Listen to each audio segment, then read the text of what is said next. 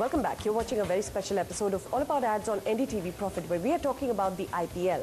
Now, maybe it has to do with India's win over Australia 4-0 that has really upped the sentiment, or is it the political controversies? But all that aside, there's been little or no build-up to the IPL. But let's see what brands have to say. Joining me on the show, Amitesh Rao. He is the brand and media head for MTS. You don't believe in really investing on cricket and you're looking at other sport. Anisha Motwani, Chief Marketing Officer of Max Life. Max has invested in the IPL over the last few years. In fact, have partnered with the Pune Warriors. However, have decided to stay away this season. Let's get your perspective first, Anisha. You've been associated, but you've decided to stay away this year. So one wonders, what is the reason? One of the things being that this is clearly an off-season for us.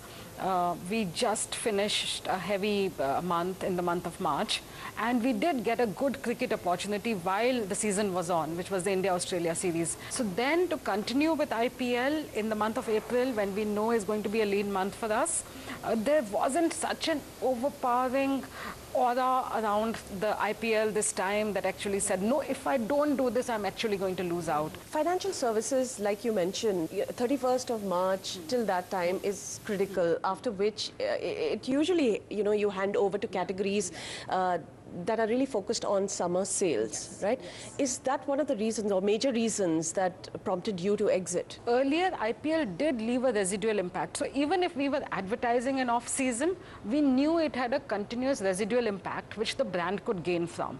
And we'd seen that in our numbers and in our scores. Today, with such a busy and heavy cricket season, IPL is just those days, There is nothing preceding it, and we don't know whether the hype after it gets over is going to get as quickly as possible. The fact that, clutter has increased. Just take a look at what Do More has to say about the impact that brands have associating with the IPL. Have a look. Irrespective of whether the ratings of the IPL go up or down, the brands which gain in brand metrics during the IPL period are only the brands which are present on the IPL. Last year and this year, we have not had any mega event preceding the IPL. Therefore, we actually believe effectiveness to brands will be on an upward trajectory, and the upward trajectory will continue this year. Pepsi IPL tie-up will be a mutually beneficial relationship. I think the event will gain, but more relevant to our study, Pepsi will get disproportionate gains out of its associations with the IPL. We believe that the consumer relationship with the teams will not change significantly this year. This is despite the fact that Kochi is going out and the fact that we have a new brand in the form of Sunrisers. The reason we believe this is Kochi itself had not established very much with the consumer, and Deccan Chargers, which is the team which has been replaced, was also at a very low bonding level as far as the consumers were concerned. A lot of new sponsorships are coming in as far as the teams are concerned. Now, classically, when we see this kind of thing happening, what happens is the stronger relationships get stronger. Like, for example, an Aircel with a Chennai Super Kings or a Nokia with a KKR, which have been old relationships, will get stronger in the consumer's mind. Wouldn't you agree that it's a single property in India that brands would like to invest? There is a threshold spend required. Unless you are willing to put in the threshold spend, you're not going to be visible there. On a platform like IPL, that threshold is insanely high. Do you believe in consistency through the year rather than one splash? Absolutely. I'm a firm believer in consistency. So sure, there is a tactical benefit, and a platform which gathers that many eyeballs is a good launch pad for a quick in and out kind of, get awareness for a product relaunch or whatever it may be.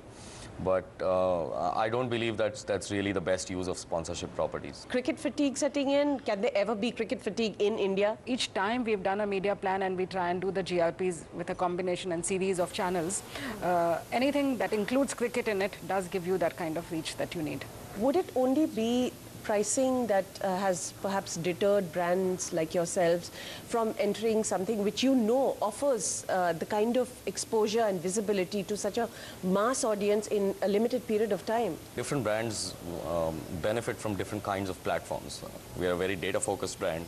Our audiences are, very young people, emerging internet population of India, extremely savvy with global trends. They're on Twitter, they're on Facebook.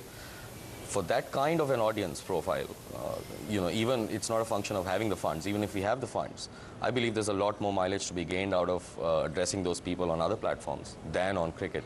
So for the urban youth, you feel the better option is an EPL and soccer? I think there is enough evidence to show that there are rival platforms to cricket, at least at a rarefied urban youth level. Also, Shruti, if you're looking at if the brand has a task of differentiation, okay, and association, today you cannot differentiate through cricket. Through the entire cricket season, through the entire calendar, just about every brand in some form or the other, either through commodity buys or through sponsorships. There are 12 sponsors for every match here and there. One of the things that I would really like to talk about is the fact that there's been little or no build up to the event. People argue that it was the India-Australia match that was on, and therefore everything has got delayed. There is no now today preceding, and there is no residual spillover as well. So it is just those days, and those days have become far too many. There are 72 matches, 9 teams.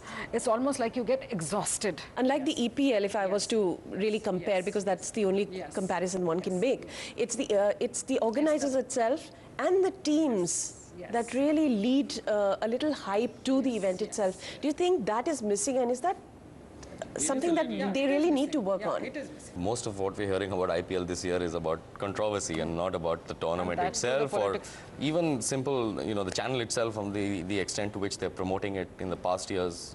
At least 3-4 weeks before the event, you would start build up. There would be signature tunes. There would be, different teams coming on air saying things, at least trying to whip up their own fan following. Even in the digital space, you haven't seen too much. Forget the mainstream media space. So challenges ahead for the IPL, that's what we'll look at, but after this short break.